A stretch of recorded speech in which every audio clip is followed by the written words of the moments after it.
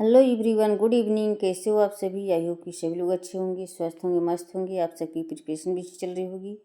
आप सभी का स्वागत है आपका अपने यूट्यूब चैनल टारगेट और गोल पीजीटी में। सभी लोग क्लास में जुड़ जाएं, क्लास आपकी स्टार्ट हो चुकी है।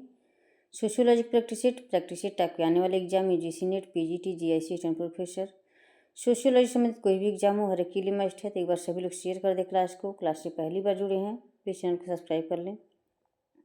चाहे किसी भी स्टेट का एग्ज़ाम हो, बस सब्जेक्ट के रूप में आपका सोशियोलॉजी होना चाहिए, जिसके लिए क्लास मस्ट हो जाती है। तो प्लीज़ आप लोग सभी लोग शेयर कर दें क्लास को। आज का ये फर्स्ट क्वेश्चन है। मालिनोवस्की ने गैर आर्थिक कारकों की भूमिका को निम्नलिखित में से किन आर्थिक क्रियाओं में पाया? मालिनोवस्की ने गैर आर्थिक कारकों की भूमिका को निम्नलिखित में से किन आर्थिक क्रियाओं में पाया? उत्पादन, उपयोग, वितरण, विनिमय। निम्नांकित कूट से सही उत्तर का चयन करें। तो क्या हो जाएंगे सभी लोग कमेंट करके बताएं।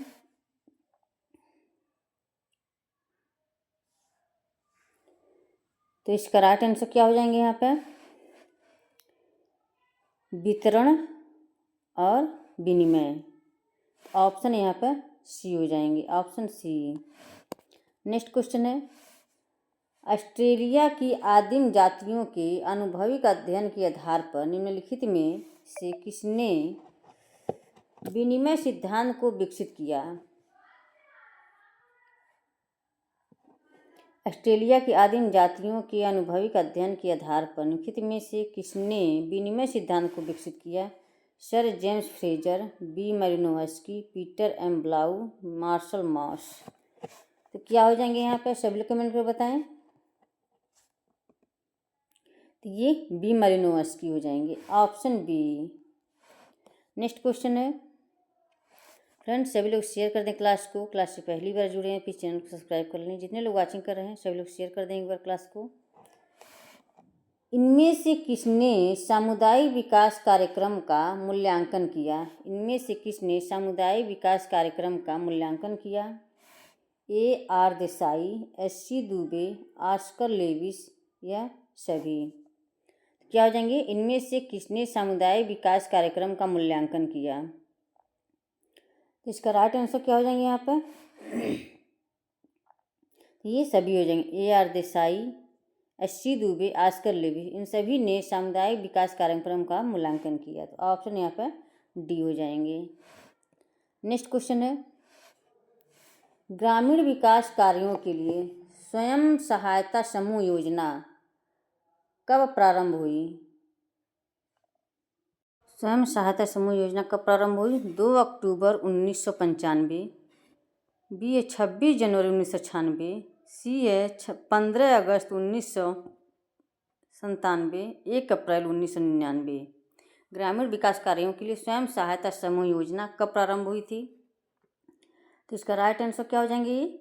1 अप्रैल 1999, ऑप्शन डी हो जाएंगे, ऑप्शन डी।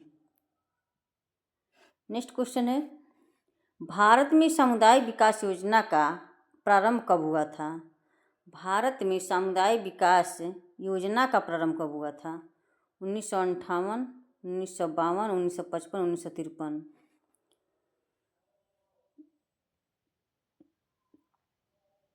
तो इसमें राइट आंसर क्या हो जाएंगे? 1952, ऑप्शन बी हो जाएंगे। यहाँ पर पूछा था ग्रामीण विकास कार्यों के लिए स्वयं सहायता समूह योजना कब प्रारंभ किया गया था? 1 अप्रैल 1999। इसमें भारत सामुदायिक विकास योजना, तो ये 1952। नेक्स्ट क्वेश्चन है। पंचायती राज संस्थाएं होती हैं, पंचायती राज संस्थाएं होती हैं एक स्तरीय, द्विस्तरीय, त्रिस्तरीय, 4 स्तरीय। तो इसका राइट आंसर क्या हो जाएंगे यहाँ पे? तो इसका राइट आंसर ऑप्शन यहाँ पे त्रिस्तरीय, ऑप्शन सी। नेक्स्ट क्वेश्चन है।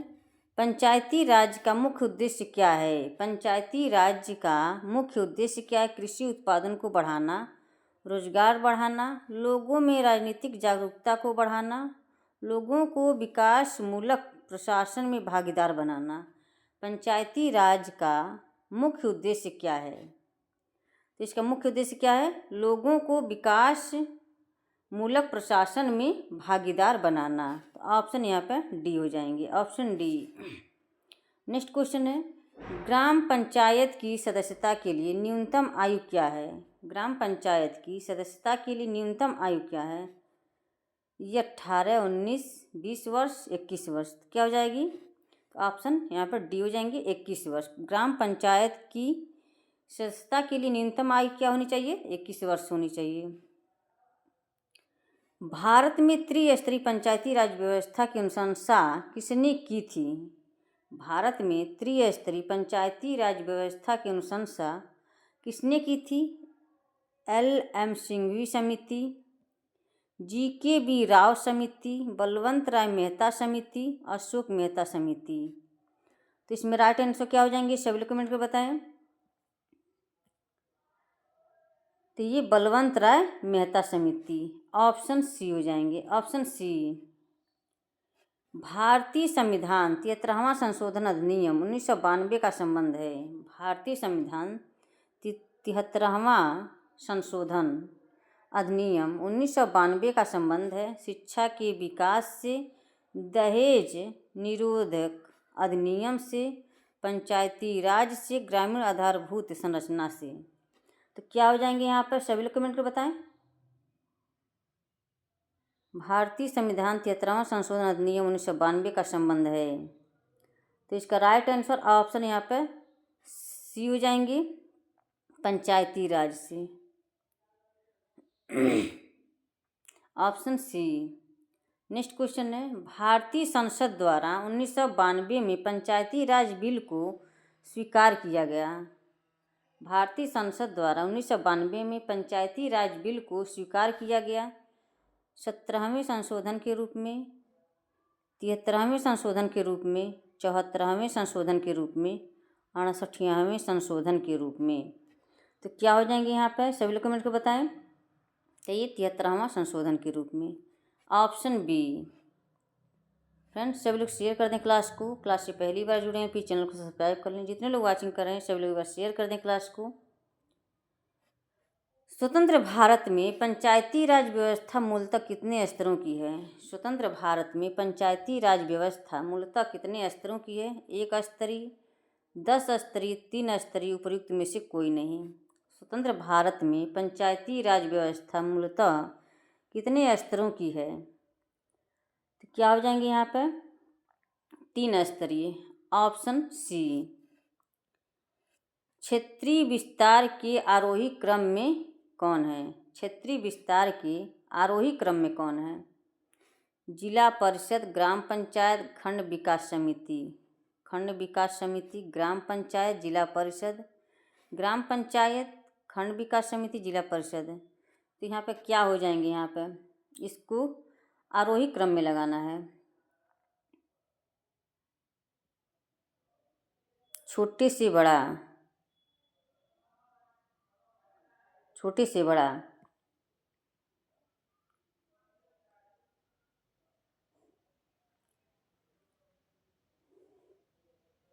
ग्राम पंचायत, खंड विकास,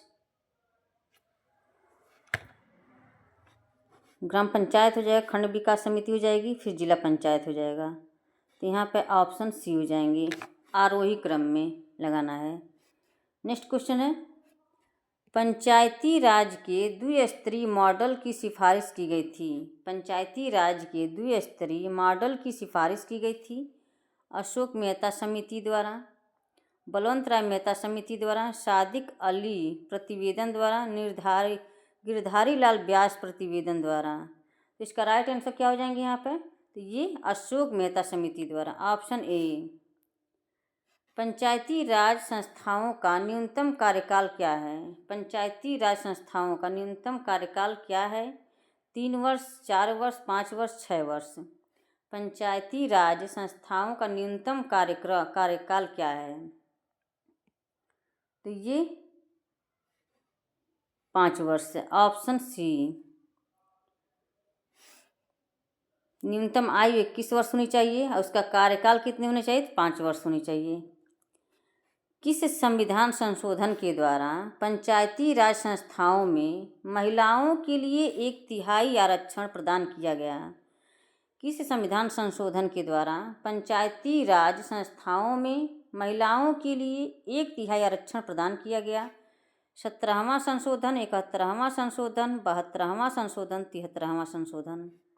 इसका राइट आंसर क्या हो जाएंगे? किस संविधान संशोधन के द्वारा पंचायती राज संस्थाओं में महिलाओं के लिए 1/3 आरक्षण प्रदान किया गया?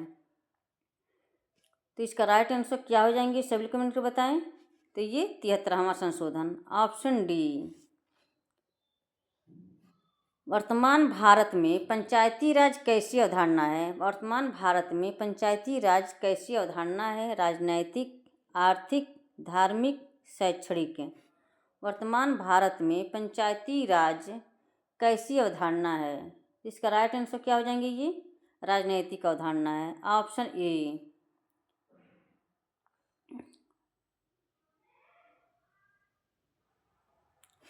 किस राज्य में सर्वप्रथम पंचायती राज लागू हुआ? किस राज्य में सर्वप्रथम पंचायती राज लागू हुआ? पंजाब, पश्चिम बंगाल, राजस्थान, तमिलनाडु। तो इसका राइट आंसर क्या हो जाएंगे? किस राज्य में सर्वप्रथम पंचायती राज लागू हुआ? तो इसका राइट आंसर ऑप्शन यहाँ पे राजस्थान में 1959 में 1959 में ये लागू हुआ था राजस्थान में, ऑप्शन सी। निम्नलिखित में से किस राज्य में पंचायती राज व्यवस्था को सर्वप्रथम क्रियान्वित किया गया? किस राज्य में पंचायती राज व्यवस्था को सर्वप्रथम क्रियान्वित किया गया? तो ये राजस्थान में। नेक्स्ट क्वेश्चन है, निम्नलिखित में से कौन सा पंचायती राज की असफलता के लिए उत्तरदायी कारक है? निम्नलिखित में से कौन सा पंचायती राज की असफलता के लिए उत्तरदायी कारक है? शैक्षिक का विकास, धर्मनिरपेक्षता, स्थानीय नियोजन, भ्रष्ट नौकरशाही। निम्नलिखित में से कौन सा एक पंचायती राज की असफलता के लिए उत्तरदायी कारक है? तो इसका राइट आंसर क्या हो जाएंगे? सभी कमेंट को बताएं। तो ये भ्रष्ट नौकरशाही, ऑप्शन डी। नेक्स्ट क्वेश्चन है, पंचायती राज अधिनियम के अनुसार उत्तर प्रदेश में प्रथम गांव पंचायत चुनाव हुआ था। पंचायती राज अधिनियम के अनुसार उत्तर प्रदेश में प्रथम गांव पंचायत चुनाव हुआ था 1982, 1993, 1994, 1995। तो क्या हो जाएंगे इसके राइट आंसर? तो ये 1995 में 1995 में पंचायती राज अधिनियम के अनुसार उत्तर प्रदेश में सर्वप्रथम पंचायत चुनाव हुआ था। 1995 में उत्तर प्रदेश में हुआ था। निम्नलिखित में से कौन सी पश्चिमीकरण की विशेषता है? निम्नलिखित में से कौन सी पश्चिमीकरण की विशेषता है? अधार्मिक प्रक्रिया, तटस्थ अवधारणा, मूल्यगत अधिनियम, अधिनियमताएं, उपयुक्त सभी। क्या हो जाएंगे यहाँ पे? तो ये उपयुक्त सभी हो जाएंगे। अधार्मिक प्रक्रिया, तटस्थ अवधारणा, मूल्यगत अधिनियम, अधिमान्यताएं, तो ये सभी हो जाएंगे। नेक्स्ट क्वेश्चन है, निम्नांकित में पश्चातीकरण की अवधारणा किसने दी? निम्नांकित में पश्चातीकरण की अवधारणा किसने दी? योगेंद्र सिंह, टी.के. उमन, एम.एन. श्रीनिवास, मैकिम मैरियट। क्या हो जाएंगे इसके राइट आंसर? सभी लोग कमेंट कर बताएं। इसका राइट आंसर ऑप्शन सी हो जाएंगे, M N. Srinivas, option C. Friends, सभी लोग एक बार शेयर कर दें क्लास को। क्लास से पहली बार जुड़े हैं प्लीज़ चैनल को सब्सक्राइब कर लें। जितने लोग वाचिंग कर रहे हैं सभी लोग एक बार शेयर कर दें क्लास को। भारत में पश्चिमीकरण की प्रक्रिया के कारण जो बदलाव आए हैं उन्हें निम्न 4 शीर्षकों में विवेचित किया जा सकता है। भारत में पश्चिमीकरण की प्रक्रिया के कारण जो बदलाव आए हैं उन्हें निम्न 4 शीर्षकों में विवेचित किया जा सकता है। व्युत्पन्न परिवर्तन, योगशील परिवर्तन, सहायक परिवर्तन, संश्लिष्ट परिवर्तन। उक्त सामान्यीकरण का उल्लेख किया है वाई सिंह ने, SH अल्ताश ने, MN श्रीनिवास ने, BB मिश्रा ने। तो क्या हो जाएंगे इसके राइट आंसर, सभी लोग कमेंट कर बताएं। तो ये SH अल्ताश ने, ऑप्शन बी।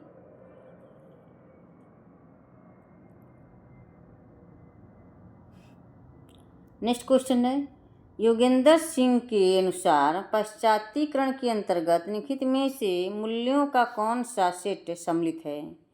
योगेंद्र सिंह के अनुसार पाश्चात्यकरण के अंतर्गत निम्नलिखित में से मूल्यों का कौन सा सेट सम्मिलित है। मानवतावाद और उदारवाद, मानवतावाद और भौतिकवाद, मानवतावाद और तर्क बुद्धिवाद और भौतिकवाद। तो क्या हो जाएंगे यहाँ पर, सभी लोग कमेंट कर बताएं। तो इसका राइट आंसर ऑप्शन सी हो जाएंगे, मानवतावाद और तर्क बुद्धिवाद, ऑप्शन सी। नेक्स्ट है, लर्नर ने भारतीय समाज में हो रहे परिवर्तनों के लिए पश्चिमीकरण की अपेक्षा आधुनिकीकरण को अधिक पसंद किया है। निम्नलिखित कारणों में से कौन सा कारण उनमें नहीं है। नहीं पूछा है, उसमें से नहीं है। पश्चिमीकरण एक संकुचित व सीमित अवधारणा है। पश्चिमीकरण केवल पश्चिम के प्रभाव का परिचायक है। यह एक स्थानीय लेबल है। इससे विदेशी संरक्षण का भाव उत्पन्न नहीं होता है। तो क्या हो जाएंगे यहाँ पर, नहीं पूछा हुआ है कि लर्नर ने भारतीय समाज में हो रहे परिवर्तनों के लिए पश्चिमीकरण की अपेक्षा आधुनिकीकरण को अधिक पसंद किया है।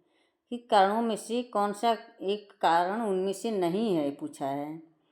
इसमें पश्चिमीकरण केवल पश्चिम के प्रभाव का परिचायक है, तो ये गलत है। ये गलत है, या नहीं पूछा है, इसलिए राइट आंसर ऑप्शन बी हो जाएंगे। संस्कृतिकरण की अवधारणा किससे संबंधित है। संस्कृतिकरण की अवधारणा किससे संदर्भित है। संदर्भ समूह, प्राथमिक समूह, हित समूह, तृतीयक समूह। संस्कृतिकरण की अवधारणा किससे संबंधित है।